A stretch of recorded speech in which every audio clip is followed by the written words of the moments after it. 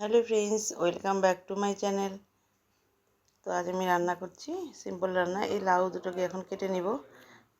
লাউ দুটোকে একটু কুচি কুচি করে কেটে নেওয়া হবে। কেটে নিয়ে এটাকে এখন রান্না করা হবে। তো এখন লাউটাকে কাটা হয়ে গেছে। আর এখানে দেখো মাছের মাথাটাকে ভেজে নিচ্ছি।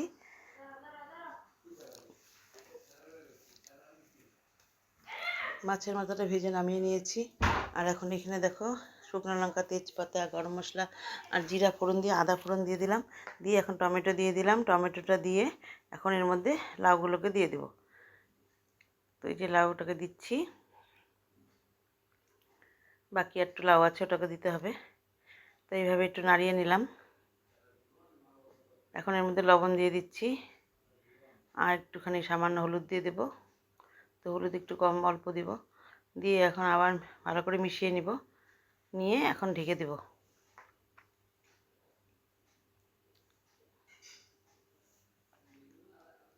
তো এখন ঢেকে দিলাম। দেখো অনেকটা মজে গেছে, অনেক মজে অল্প হয়ে গেছে।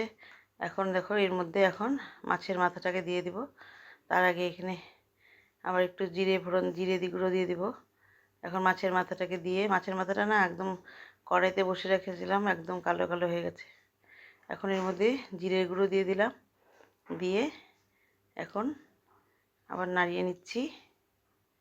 তো এইভাবে আমার রান্নাটা হয়েই গেল প্রায়। এখন এর মধ্যে একটু চিনি দিয়ে দিলাম। চিনি দিয়ে আবার মিশিয়ে নিচ্ছি। মিশিয়ে নিয়ে এখন এর মধ্যে ঘি দিয়ে দিব। ঘি দিয়ে আমার রান্নাটা কমপ্লিট হয়ে যাবে।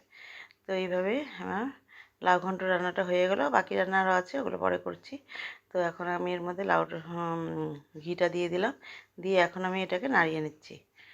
তো এইভাবে মাছের মাথা দিয়ে লাউ বানিয়ে নিলাম। তো তোমরা কীভাবে বানাও অবশ্যই জানাবে। আর তোমরা যেন সবাই ভালো থাকো, সুস্থ থাকো আর আমার পাশে থেকো। তো এখন আমি লাউটাকে নামিয়ে নিলাম। নমস্কার।